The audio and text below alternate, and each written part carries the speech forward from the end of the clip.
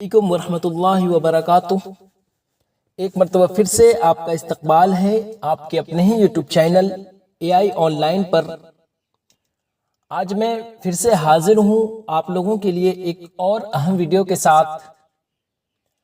آج کی یہ جو ویڈیو ہے یہ بہار بورڈ کلاس 10 کے بچوں کے لیے کافی اہم ہے، کیونکہ آج سے ایک نئے سیشن کا آغاز اے I on line YouTube channel پر کیا جا رہا ہے، جس میں بہار بورڈ کے بچوں کے لیے ان کا جو نصابی کتاب ہے درخشاں حصہ 2، اس میں جو بھی سبق آپ کو پڑھنا ہے وہ سب کی ویڈیو میں دھیرے دھیرے آج سے میں پوسٹ کرتا رہوں گا۔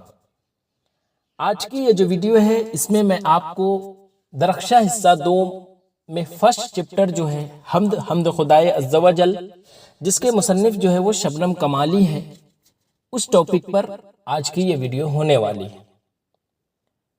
تو اگر آپ اس چینل کے لیے نئے ہیں تو چینل کو ضرور سبسکرائب کر لیں، ساتھ ہی اپنے دوستوں تک بھی ویڈیو کی لنک ضرور شیئر کریں تاکہ وہ بھی اس ویڈیو سے فائدہ اٹھا سکیں۔ تو چلیے اب ہم بغیر وقت ضائع کیے ہوئے ویڈیو شروع کرتے ہیں۔ تو دیکھیں، سب سے پہلے ہم شبنم کمالی کے حالات زندگی کے بارے میں جانتے ہیں۔ تو شبنم کمالی ایک مشہور و معروف شاعر تھے جن کا اصل نام مصطفیٰ رضا ہے۔ ان کا تخلص جو ہے وہ شبنم ہے۔ شبنم کمالی کی پیدائش جو ہے وہ 22 جولائی 1938 کو ضلع سیتامڑھی میں ایک گاؤں ہے پکھڑیرا، وہیں ہوئی تھی۔ ان کا تعلق جو ہے وہ ریاست بہار سے ہے، یہ چیز آپ یاد رکھیے گا۔ ان کے نعتیہ شاعری کے کئی مجموعے شائع ہو چکے ہیں، جن میں سے ایک ہے انوار عقیدت، ریاض عقیدت، ضیاء عقیدت، فردوس عقیدت اور صحبائے عقیدت، جو آپ کو یاد رکھنا ضروری ہے۔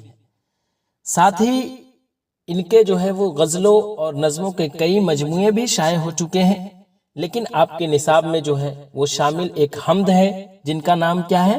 حمد خدائے عز و جل، جس کے مصنف کون ہے؟ تو شبنم کمالی۔ شبنم کمالی نے اپنی زندگی کا بیشتر حصہ جو ہے وہ وعظ و تبلیغ میں ہی صرف کی۔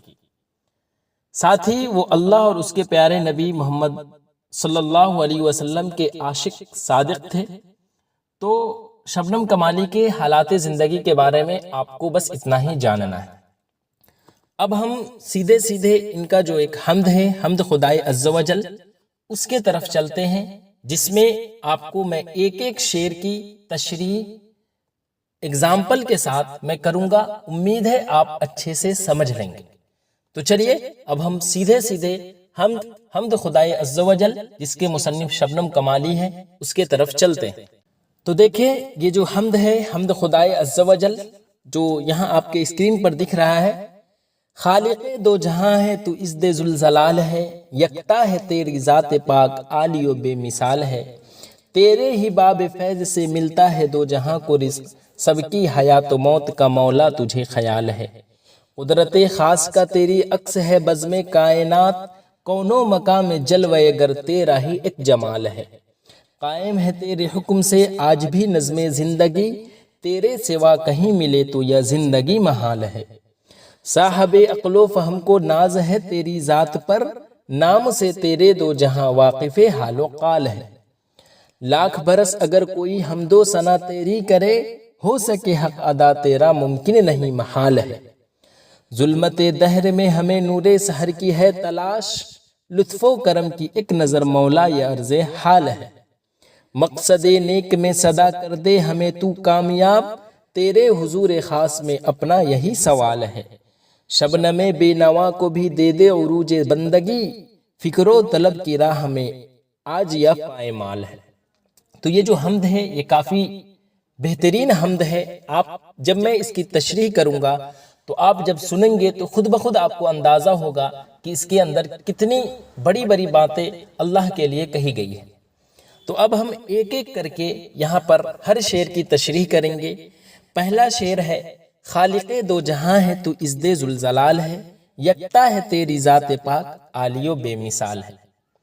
یہاں آپ دیکھیں، خالق کا مطلب ہوتا ہے پیدا کرنے والا، دنیا اس کے بعد ہے جہاں کا مطلب ہوتا ہے دنیا، اور ذوالجلال کا مطلب ہوتا ہے مرتبے والا، عظمت والا، اور یکتا کا مطلب ہوتا ہے اکیلا، لا شریک یعنی جس کا کوئی ثانی نہ ہو، جس کے جیسا کوئی نہ ہو۔ تو یہاں شبنم کمالی اللہ تعالیٰ سے مخاطب ہے اور خالق کائنات کی تعریف کر رہے ہیں اور کہتے ہیں کہ اے دو جہاں کے مالک، اے دنیا اور آخرت کے پیدا کرنے والے، تو ہی عزت ذوالجلال ہے۔ عزت کہتے ہیں یہاں پر، عزت جو ہے نا وہ فارسی لفظ ہے، اس کا مطلب ہوتا ہے۔ تو یہاں پر جو پہلا مصرع ہے، اے اللہ تو دونوں جہانوں یعنی دنیا اور آخرت کا پیدا کرنے والا ہے، تو عظمت اور کیا ہے، جلال ہے۔ دوسرا مصرع ہے، یکتا ہے تیری ذات پاک عالی و بے مثال ہے۔ اس کا مطلب ہے کہ تیری ذات یعنی اللہ کی ذات اکیلی اور سب سے بلند ہے، تو بے مثال ہے یعنی کوئی بھی تیری جیسا نہیں۔ اگر ہم اس شعر کے خلاصہ کی بات کریں تو یہ جو اشعار ہے یہ اللہ تعالیٰ کی عظمت، وحدانیت یعنی ایک ہونے اور بے مثالی کو بیان کر رہے ہیں۔ شاعر کہتا ہے کہ اللہ ہی سب کچھ پیدا کرنے والا ہے، وہ بے حد بلند، عظیم اور ایسا ہے جس کی کیا ہے کہ کوئی مثال نہیں۔ تو یہی چیز اس شعر میں کہا گیا ہے۔ ایک مثال کے ذریعے میں آپ کو سمجھانے کی کوشش کرتا ہوں۔ فرض کریں کہ ایک بہت خوبصورت محل ہے، ٹھیک ہے، اس میں ہر چیز بہترین ہے، سجاوٹ، روشنی، در و دیوار، باغ، سب کچھ۔ اب آپ سوچتے ہیں کہ یہ جو محل ہے یہ خود سے نہیں بن سکتا، اسے کسی ماہر کاریگر نے بنایا ہوگا۔ تو وہ کاریگر نہ صرف کیا ہوگا کہ وہ باکمال ہوگا بلکہ اس جیسا کوئی دوسرا کاریگر بھی نہ ہوگا۔ تو اسی طرح جو ہے نا شاعر کہتا ہے کہ جس اللہ نے دو جہاں یعنی یہ جو دنیا اور آخرت جیسے عظیم، وسیع اور خوبصورت نظام کو بنایا، وہ جو یقیناً بہت عظمت والا ہے اور اس جیسا جو ہے کوئی اور ہے ہی نہیں، یہی چیز کہا جا رہا ہے۔ تو نچوڑ یہ ہے کہ جیسے محل خود نہیں بن سکتا بلکہ کوئی ماہر بنانے والا ہوتا ہے، اسی طرح یہ جو پوری کائنات ہے وہ خود نہیں بنی بلکہ اللہ تعالیٰ نے اسے بنایا اور وہ اکیلا عظمت والا اور بے مثال خالق ہے۔ تو امید ہے اب آپ اس شعر کا نچوڑ سمجھ لیے ہوں گے۔ اب نیکسٹ شعر کی طرف چلتے ہیں۔ تیرے ہی باب فیض سے ملتا ہے دو جہاں کو رزق، سب کی حیات و موت کا مولا تجھے خیال ہے، ٹھیک ہے۔ تو تیرے ہی باب فیض سے، باب کا مطلب دروازہ، فیض کا مطلب یعنی کسی بھی چیز سے فائدہ اٹھانے کو ہم کیا کہتے ہیں، فیض کہتے ہیں۔ اور کیا کہتے ہیں، دو جہاں کو رزق، رزق کا مطلب روزی روٹی اور حیات کا مطلب کیا ہوتا ہے، زندگی ہوتا ہے۔ تو یہ جو پہلا مصرع ہے، تیرے ہی باب فیض سے ملتا ہے دو جہاں کو رزق، یہاں پر جو ہے نا مطلب یہ ہے کہ اے اللہ تیری رحمت کے دروازے سے ہی دنیا اور آخرت کو کیا ہے کہ رزق ملتی ہے اور ہر چیز جو ہے وہ تیری عطا سے حاصل ہوتی ہے، یہی چیز کہا جا رہا ہے۔ دوسرا مصرع ہے کہ سب کی حیات و موت کا مولا تجھے خیال ہے۔ حیات کا مطلب زندگی، موت یعنی مرنا اور مولا یعنی مالک، پروردگار۔ تو مطلب یہ ہے کہ اے اللہ تو ہی سب کی زندگی اور موت کا مالک ہے اور تجھے ہی ہر ایک کا خیال اور علم ہے، یہی چیز اس مصرع میں کہا گیا۔ تو یہ جو شعر ہے یہ اللہ تعالیٰ کی کیا کہتے ہیں رزاقی یعنی روزی دینے والا اور قدرت یعنی سب کا اختیار رکھنے والا کو بیان کر رہا ہے۔ شاعر کہتا ہے کہ اللہ ہی سب کو رزق دیتا ہے اور ہر ایک کی زندگی اور موت جو ہے وہ اسی کے اختیار میں ہے، وہی سب کچھ جانتا ہے اور سب کا خیال رکھنے والا ہے۔ اب اسے بھی ایک مثال کے ذریعے سمجھنے کی کوشش کیجئے گا۔ فرض کرے ایک کسان ہے جو کھیت میں بیج بوتا ہے، ٹھیک ہے، زمین کو پانی دیتا ہے، محنت کرتا ہے تاکہ فصل اگے۔ اب سوچے کسان نے سب کچھ کر لیا مگر اگر بارش نہ ہو، سورج نہ نکلے، ہوا نہ چلے تو کیا فصل اگ سکتی ہے؟ تو جواب ہوگا کہ نہیں۔ کیوں؟ کیونکہ ان سب چیزوں کا اختیار کس کے ہاتھ میں ہے؟ صرف اور صرف اللہ کے ہی پاس ہے۔ تو تیرے ہی باب فیض سے ملتا ہے دو جہاں کو رزق، جیسے کسان محنت کرتا ہے مگر اصل رزق یعنی بارش، سورج، پیداوار کون دیتا ہے؟ اللہ ہی دیتا ہے۔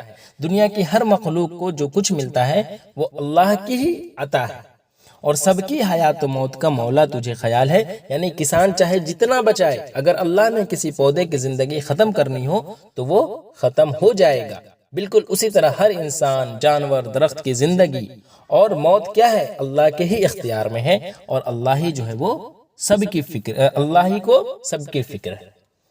تو امید ہے کہ اس شعر کو بھی کافی اچھے سے آپ سمجھ لیے ہوں گے۔ اب نیکسٹ شعر دیکھیے، قدرت خاص کا تیری عکس ہے بزم کائنات، کونوں مقام میں جلوے گر تیرا ہی ایک جمال ہے۔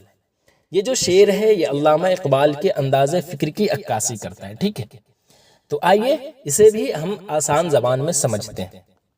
قدرت خاص کا تیری عکس ہے بزم کائنات، کونوں مقام میں جلوے گر تیرا ہی ایک کیا ہے؟ جمال ہے۔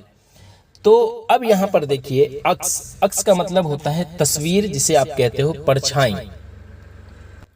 تو اگر ہم اس شعر کی آسان زبان میں جو ہے تشریح کریں تو کیا ہے کہ قدرت خاص کا تیری عکس ہے بزم کائنات، یعنی یہ جو کائنات ہے، یعنی ساری دنیا، آسمان، زمین، چاند، ستارے وغیرہ وغیرہ، اللہ کی خاص قدرت یعنی طاقت کا کیا ہے؟ ایک عکس یعنی یا مظاہرہ ہے۔ عکس کا مطلب ہم نے کہا نا ابھی جسٹ آپ کو کہ تصویر، یا جسے آپ کہتے ہو پرچھائی، وہی۔ تو یعنی یہ جو کائنات یعنی اللہ، یعنی ساری دنیا، یعنی آسمان، زمین، چاند، ستارے، یہ سب اللہ کی خاص قدرت یعنی طاقت کا ایک کیا ہے؟ عکس ہے، پرچھائی ہے۔ یعنی پوری کائنات جو ہے وہ اللہ تعالیٰ کی طاقت، علم اور حسن کا کیا ہے؟ نمونہ ہے۔ اور کونوں مقام میں جلوے گر تیرا ہی ایک جمال ہے۔ کونوں مقام کا مطلب ہے، کون کا مطلب ہوا ہر وہ چیز جو وجود میں ہے، اور مقام یعنی جگہ ہے، یعنی زمان و مکان۔ اور جلوے گر کا مطلب ہوتا ہے ظاہر ہونا یعنی نظر آنا، اور جمال کا مطلب ہے خوبصورتی، جسے آپ کہتے ہو حسن۔ تو شاعر کہتا ہے کہ ساری کائنات میں صرف اللہ کا حسن اور جمال یعنی خوبصورتی ہی نظر آتا ہے۔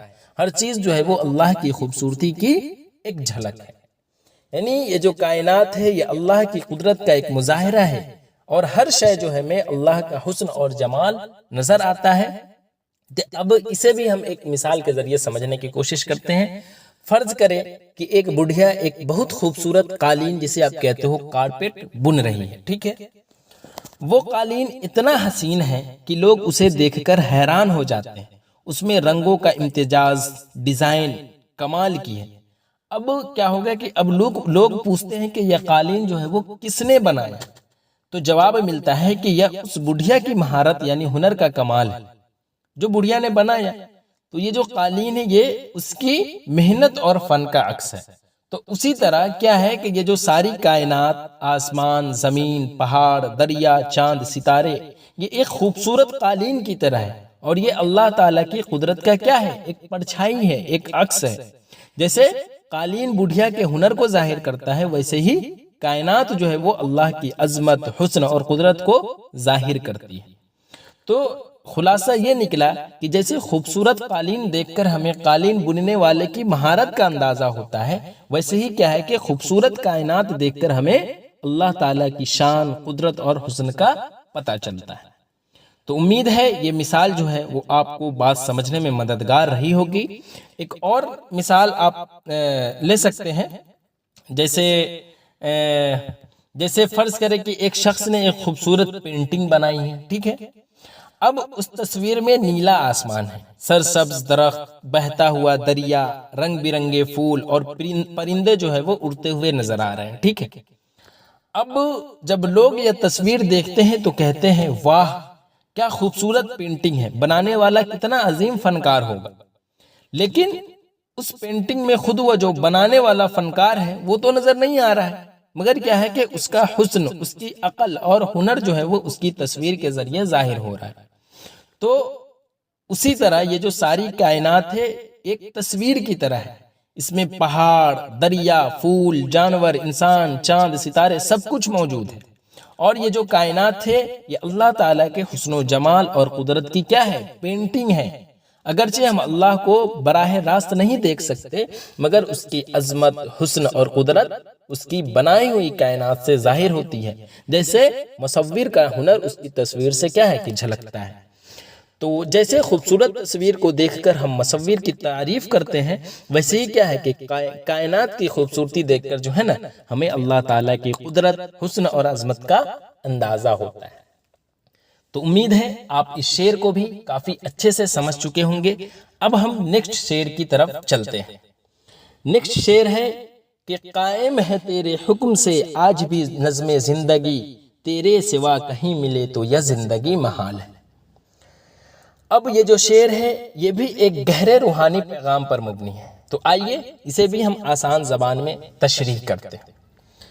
تو شاعر یعنی اللہ تعالیٰ سے یہاں پر مخاطب ہو کر کہتے ہیں کہ آج بھی دنیا کا نظام یعنی زندگی کا سارا نظام، جیسے دن رات، سورج چاند، انسانوں کا جینا مرنا، سب کچھ جو ہے وہ اللہ کے حکم سے چل رہا ہے۔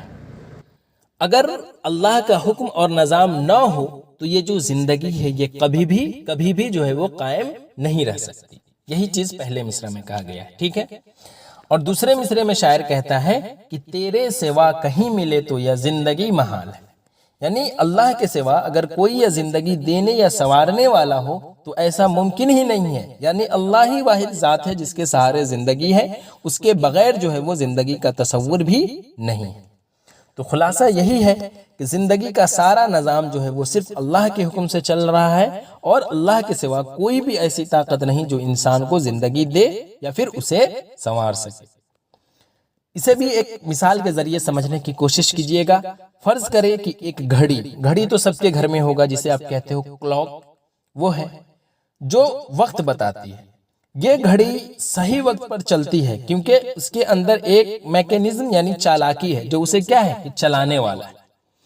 اب اگر وہ گھڑی جو ہے وہ چلنا بند کر دے تو وقت کا پتہ چل پائے گا کیا؟ بالکل نہیں چل پائے گا، سب کچھ کیا ہو جائے گا؟ بکھر جائے گا۔ تو اسی طرح کیا ہے کہ یہ جو دنیا اور زندگی بھی جو ہے وہ اللہ کے حکم اور قدرت سے چلتی ہے۔ اللہ کا حکم زندگی کی گھڑی کی طرح ہے جو ہر چیز کو کیا ہے کہ حرکت اور نظام دیتا ہے۔ تو اگر اللہ کا حکم نہ ہوتا تو زندگی اور دنیا کا نظام جو ہے وہ قائم رہنا کیا ہے؟ ممکن ہی نہیں بلکہ ناممکن ہوتا۔ جیسے گھڑی جو ہے وہ بغیر چلنے کے ٹک ٹک نہیں کر سکتی۔ تو امید ہے کہ آپ اس شعر کو بھی کافی اچھے انداز میں سمجھ چکے ہوں گے۔ اب ہم نیکسٹ شعر کی طرف چلتے ہیں۔ صاحب عقل و فہم کو ناز ہے تیری ذات پر، نام سے تیرے دو جہاں واقف حال و قال ہے۔ اب یہاں پر دیکھیں، یہاں پر کیا ہے کہ صاحب عقل و فہم کو، عقل و فہم مطلب سمجھ بوجھ، اور ناز کا مطلب ہوتا ہے کسی چیز پر فخر کرنے کو، اور حال و قال یعنی کیفیت یعنی پکارنے کو کہتے ہیں، ٹھیک ہے۔ تو پہلا مصرع جو ہے یہاں پر صاحب عقل و فہم کو ناز ہے تیری ذات پر، یہاں پہلا مصرع میں شاعر کہہ رہے ہیں کہ عقل و سمجھ رکھنے والا ہر انسان جو غور و فکر کرتا ہے اللہ کی ذات پر فخر کرتا ہے، یعنی اسے اللہ کی عظمت کا ادراک ہوتا ہے اور وہ اللہ پر کیا ہے کہ ایمان رکھتا ہے۔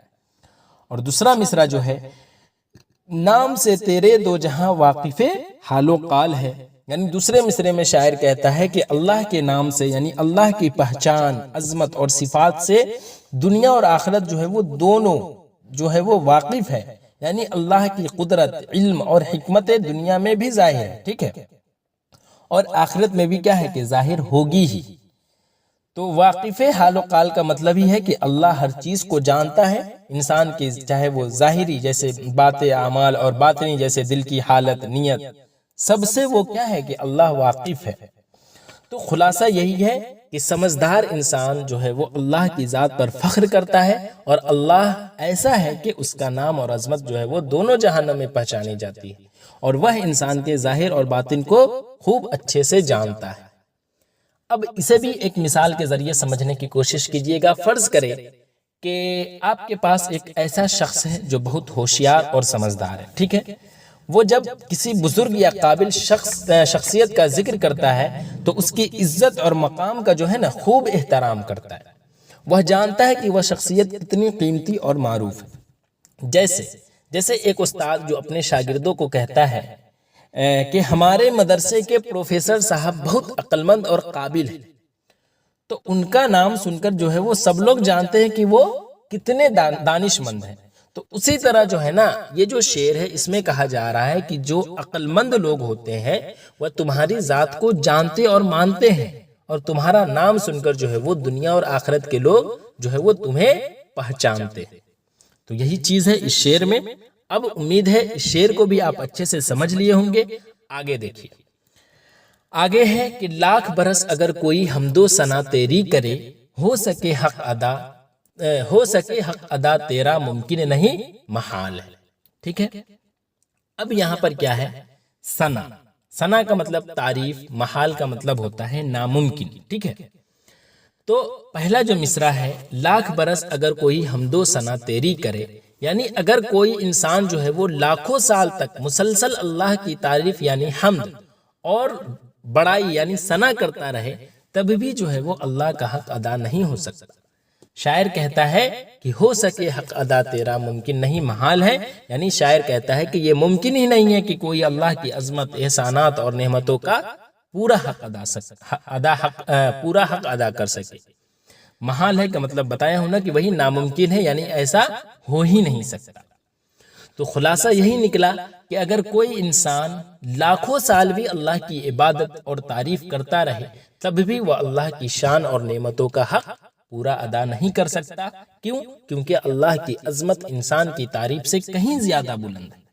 تو شاعر کہتا ہے کہ اگر کوئی شخص لاکھوں سال تک اللہ کی تعریف کرتا رہے، یعنی اس کی عبادت کرے، شکر ادا کرے، اس کی بڑائی بیان کرے، تب بھی جو ہے وہ اللہ کا حق ادا نہیں کر سکتا. اب اسے بھی ایک مثال کے ذریعے آپ سمجھنے کی کوشش کیجئے گا.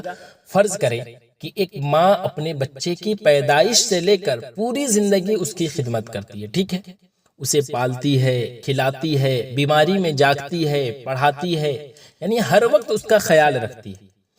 اب اگر وہ بچہ ساری زندگی ماں کا شکر ادا کرے، تب بھی جو ہے وہ ماں کا اصل حق جو ہے وہ ادا ہو سکتا ہے کیا؟ نہیں ہو سکتا. کیوں؟ کیونکہ ماں کی محبت، قربانی اور محنت اتنی بڑی ہوتی ہے کہ صرف شکریہ کہنا جو ہے وہ کافی نہیں ہے. تو اسی طرح اللہ نے ہمیں زندگی دی، آنکھیں، دل، عقل، زبان، رزق، حفاظت، ایمان اور بے شمار جو ہے نا وہ نعمتیں دی. ہم اگر پوری زندگی بلکہ لاکھوں سال بھی عبادت کریں، تب بھی جو ہے وہ کیا ہے کہ ہم اللہ کی ان نعمتوں کا پورا حق ادا نہیں کر سکتے. یہی چیز یہاں پر کہا جا رہا ہے. تو خلاصہ یہی ہے کہ جیسے ماں کا حق صرف شکریہ سے ادا نہیں ہوتا، ویسے ہی جو ہے وہ اللہ کا حق بھی جو ہے وہ صرف عبادت سے مکمل ادا نہیں ہو سکتا. کیوں؟ کیونکہ اللہ کی نعمتیں اتنی بے شمار اور عظیم ہیں کہ ان کا بدلہ دینا انسان کے بس میں نہیں ہے. تو امید ہے اب آپ اس شعر کو بھی کافی اچھے انداز میں سمجھ چکے ہوں گے. اب آگے دیکھیے، آگے ایک اور شعر ہے کہ ظلمت دہر میں ہمیں نور سحر کی ہے تلاش، لطف و کرم کی ایک نظر مولا یہ عرض حال ہے. یہاں پر مشکل الفاظ جو ہے اس کے معنی پہلے آپ دیکھ لیں. ظلمت دہر یعنی دنیا کی تاریکی، یعنی اندھیرے حالات، برائیاں، مایوسی جسے آپ کہتے ہو اسی کو کہتے ہیں. اور نور سحر مطلب صبح کی روشنی، یعنی امید، روشنی جسے آپ کہتے ہو، بہتری جسے آپ کہتے ہو. اور عرض حال ہے، لطف و کرم کی ایک نظر مولا یہ عرض حال ہے. عرض حال کا مطلب ہوتا ہے دل کی بات، التجا یعنی دعا جسے آپ کہتے ہو. اب آئیے آسان زبان میں ہم اس کی تشریح کرتے ہیں. جیسے پہلا شعر ہے، ظلمت دہر میں ہمیں نور سحر کی ہے تلاش. تو شاعر یہاں پر اللہ سے دعا کر رہا ہے کہ اے اللہ، ہم اس دنیا کی تاریکیوں یعنی ظلم، گناہ، ناانصافی، مایوسی میں پھنسے ہوئے ہیں. ہمیں تیری طرف سے صبح کی روشنی یعنی امید، ہدایت، بہتری، نجات کی تلاش ہے. پھر وہ اللہ سے التجا کرتا ہے کہ لطف و کرم کی ایک نظر مولا یہ عرض حال ہے، یعنی پھر وہ اللہ سے التجا کرتا ہے کہ اے مولا، بس اپنی مہربانی اور رحمت کی ایک نظر ہم پر ڈال دے. یہ ہماری دل کی فریاد ہے، یعنی ہم تیرے رحم کے محتاج ہیں. یہ چیز یہاں پر کہا جا رہا ہے.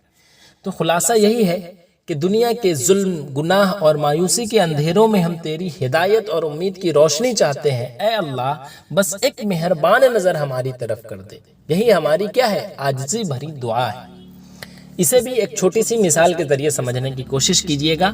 جیسے اندھیرے میں چلتے ہوئے انسان کو صبح کی روشنی کا انتظار ہوتا ہے تاکہ وہ راستہ دیکھ سکے، ویسے ہی یہاں پر شاعر کہہ رہے ہیں کہ ہمیں بھی اللہ کی روشنی یعنی ہدایت و کرم کی ضرورت ہے. کیوں؟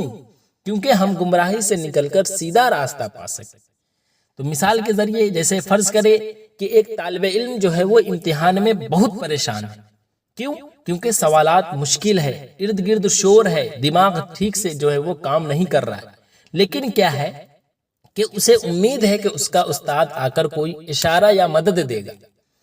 تو اب وہ دل ہی دل میں کہتا ہے کہ بس سر ایک بار میری طرف دیکھ لیں، مجھے سمجھ آ جائے گا، میرا مسئلہ حل ہو جائے گا. تو اسی طرح جو ہے وہ شاعر ایک بندہ مومن یعنی اللہ سے دعا کر رہے ہیں کہ اے اللہ، ہم بہت پریشان، بے بس اور گمراہ ہیں، بس تو ایک مہربان نظر ڈال دے، سب جو ہے وہ آسان ہو جائے گا. یعنی جیسے ایک پریشان طالب علم جو ہے وہ استاد کی مدد کا منتظر ہے، ویسے ہی جو ہے وہ ہم دنیا کی تاریکیوں میں اللہ کی روشنی، مدد اور کرم کے جو ہے وہ کیا ہے، طلبگار ہیں. تو امید ہے آپ اس شعر کو بھی اچھے سے سمجھ لیے ہوں گے. اب ہم نیکسٹ شعر کی طرف چلتے ہیں. مقصد نیک میں صدا کر دے ہمیں تو کامیاب، تیرے حضور خاص میں اپنا یہی سوال ہے. ٹھیک ہے، اب یہاں پر دیکھیے گا، مقصد نیک میں صدا کا مطلب کیا ہوتا ہے؟ ہمیشہ. تو مقصد نیک میں صدا کر دے ہمیں تو کامیاب، یعنی اے اللہ، ہمارے جو اچھے اور نیک مقصد ہے تو ہمیں ان میں ہمیشہ کامیاب فرما دے. اور تیرے حضور خاص میں اپنا یہی سوال ہے، یعنی اے اللہ، تیرے سامنے، تیرے خاص دربار میں ہم صرف یہی دعا اور التجا کرتے ہیں. یعنی شاعر اللہ تعالیٰ سے دعا کر رہے ہیں کہ وہ اسے ہمیشہ نیک کاموں میں کامیابی عطا فرمائے. وہ کہتے ہیں کہ یہ اس کی سب سے اہم دعا ہے جو وہ اللہ کے سامنے کیا ہے کہ پیش کر رہے ہیں. شاعر کی خواہش ہے کہ اس کی جو زندگی کا مقصد ہے، نیکی ہے، وہ اور اللہ سے اس میں جو ہے وہ وہ شاعر کہتا ہے کہ اس کی زندگی کا مقصد جو ہے وہ نیکی ہو، اور اللہ جو ہے وہ اسے اس میں کیا ہے کہ کامیاب بنائے. تو یہ جو شعر ہے یہ اللہ پر توکل، نیک نیتی اور دعا کی جو ہے نا اہمیت کو ظاہر کرتا ہے. تو امید ہے کہ آپ یہاں اچھے انداز میں سمجھ چکے ہوں گے. ایک مثال کے ذریعے بھی میں آپ کو سمجھانے کی کوشش کرتا ہوں. جیسے فرض کرے کہ علی نام کا کوئی لڑکا ہے، اس کا مقصد ہے کہ وہ ہمیشہ سچ بولے اور دوسروں کی مدد کرے. یا پھر شبنم کمالی اس شعر کو کہہ رہے ہیں تو ان کا ہی نام یہاں پر لے لے کہ فرض کرے کہ شبنم کمالی جو ہے ان کا مقصد ہے کہ وہ ہمیشہ سچ بولے اور دوسروں کی مدد کرے. تو وہ اللہ سے دعا کرتے ہیں کہ یا اللہ، مجھے ہمیشہ سچ بولنے اور دوسروں کی مدد کرنے میں کامیاب کر، یہی جو ہے وہ میری سب سے بڑی خواہش ہے. یعنی شبنم کمالی جو ہے وہ یہ دعا اس شعر شبنم کمالی کی یہ جو دعا ہے یہ اسی شعر کی طرح ہے جہاں شاعر اللہ سے نیک مقصد میں کامیابی چاہتا ہے اور یہی اس کی جو ہے وہ خاص درخواست ہے. ٹھیک ہے، تو شعر کا مطلب ہے کہ ہم اپنے نیک ارادوں میں اللہ سے مدد مانگیں اور کیا ہے کہ کامیابی کی دعا کریں. ایک اور مثال دیکھیے، جیسے فرض کرے کہ فاطمہ چاہتی ہے کہ وہ پڑھائی میں محنت کرے اور کیا ہے کہ وہ ایک اچھی انسان بنے. تو وہ اللہ سے دعا کرتی ہے کہ یا رب، مجھے اپنی پڑھائی میں کامیاب کر اور اچھا انسان بننے کا ہنر عطا فرما. یہی میری کیا ہے کہ سب سے خاص دعا ہے جو میں تیری بارگاہ میں مانگ رہی ہوں. تو یہ دعا بالکل اسی طرح ہے جیسے شعر میں کہا گیا ہے کہ اللہ سے نیک مقصد میں کامیابی کی دعا مانگی جا رہی ہے اور یہی جو ہے وہ سب سے اہم درخواست ہے. تو اس مثال میں بھی جو ہے وہ فاطمہ جو ہے وہ نیک مقصد کیا ہے؟ پڑھائی اور اچھائی، اس میں وہ کامیابی چاہتی ہے اور یہی جو ہے وہ اس کا خاص سوال ہے. تو امید ہے کہ آپ اس شعر کو بھی اچھے سے سمجھ لیے ہوں گے. اب آگے دیکھیے، سب سے اخیر شعر جو ہے، جو اس حمد کا جو ہے وہ مقطع ہے، غزل کے آخری شعر کو ہم مقطع کہتے ہیں، جس میں شاعر جو ہے وہ اپنا ایک تخلص استعمال کرتا ہے نا. تو یہ مقطع ہے غزل کا، کیا کہتے ہیں اس حمد کا. شبنم بے نوا کو بھی دے دے عروج بندگی، فکر و طلب کی راہ میں آجیا پائے مال ہے. یہاں پر شبنم بے نوا، شبنم کمالی جو ہے ان کا یہاں پر یہ شبنم نام ہے. اور شبنم بے نوا کا مطلب ہوتا ہے شبنم کی خاموشی یعنی بے آواز. اور عروج بندگی، یہاں پر عروج کا مطلب ہوتا ہے مرتبہ یعنی ترقی. تو پہلا مصرع ہے کہ شبنم بے نوا کو بھی دے دے عروج بندگی، یعنی اے رب شبنم کمالی جو ابھی نادار اور بے سہارا ہے اسے بھی بندگی یعنی اللہ کی قربت اور اعلیٰ مقام عطا فرما۔ اور کیا ہے کہ فکر و طلب کی راہ میں آج یا پائمال ہے، یعنی وہ اس سوچ اور اللہ کی تلاش کی راہ پر چل رہا ہے مگر آج اسے جو ہے وہ رکاوٹوں اور مشکلات کا سامنا کرنا پڑ رہا ہے، جیسے وہ پائمال یعنی کچلا جا رہا ہو۔ ٹھیک ہے، تو اگر ہم آسان زبان میں تشریح کریں تو یہاں پر شبنم کمالی جو شاعر ہے وہ کہہ رہے ہیں، یعنی وہ اللہ سے دعا کر رہے ہیں کہ اسے بھی مطلب بندگی اور اللہ کے قریب ہونے کا اعلیٰ مقام ملے۔ کیوں؟ کیونکہ ابھی وہ بہت نادار، کمزور اور سہارا تلاش کرنے والا ہے، وہ اپنی سوچ اور اللہ کی تلاش کی راہ پر ہے، لیکن آج اسے جو ہے وہ مشکلات کا سامنا ہے اور وہ پریشان ہے۔ تو شاعر کی یہ جو خواہش ہے کہ اللہ اسے ان رکاوٹوں سے نکال کر بندگی میں ترقی دے، یہی چیز یہاں پر ہے۔ تو کچھ یوں بھی سمجھے کہ شبنم کمالی اپنی عاجزی اور مشکلات کا ذکر کر رہے ہیں اور دعا کر رہے ہیں کہ اسے بھی جو ہے وہ اللہ کے قرب کا جو ہے وہ اعزاز ملے۔ کیوں؟ کیونکہ وہ بھی اپنی روحانی تلاش میں جد و جہد کر رہا ہے۔ ٹھیک ہے، اب اسے بھی ایک مثال کے ذریعے میں سمجھانے کی کوشش کرتا ہوں۔ فرض کرے، جیسے یہاں پر شبنم کمالی کا ہی نام میں استعمال کر رہا ہوں، فرض کرے کہ شبنم کمالی ایک نوجوان شاعر ہے، ٹھیک ہے، جو روحانیت، سچائی اور اللہ کی محبت کی تلاش میں، وہ دن رات سوچتا ہے، کتابیں پڑھتا ہے، دعا کرتا ہے اور کیا ہے کہ نیکی کی راہ پر چلنے کی کوشش کرتا ہے، ٹھیک ہے، لیکن دنیا اسے جو ہے وہ اہمیت نہیں دیتی، وہ مالی طور پر بھی کمزور ہے، لوگ اس کی باتوں کو سمجھتے نہیں اور کئی بار جو ہے وہ کیا ہے کہ وہ مایوس ہو جاتے ہیں۔ تو ایسے میں جو ہے وہ اللہ سے دعا کرتے ہیں کہ یا اللہ میں شاید کمزور اور نادار ہوں لیکن میں تیرے قریب آنا چاہتا ہوں، میری بندگی کو بھی عروج دے۔ کیوں؟ کیونکہ میں سچائی کی تلاش میں ہوں مگر اس راستے میں بہت ٹھوکریں کھا رہا ہوں۔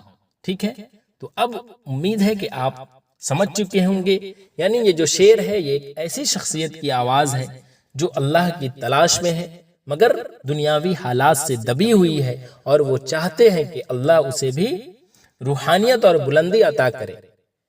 تو امید ہے کہ یہ جو ایسی مثال ہر اس شخص پر فٹ آتی ہے جو نیک راستے پر چلنا چاہتا ہے لیکن کیا ہے کہ حالات جو ہے وہ اس کے خلاف ہو۔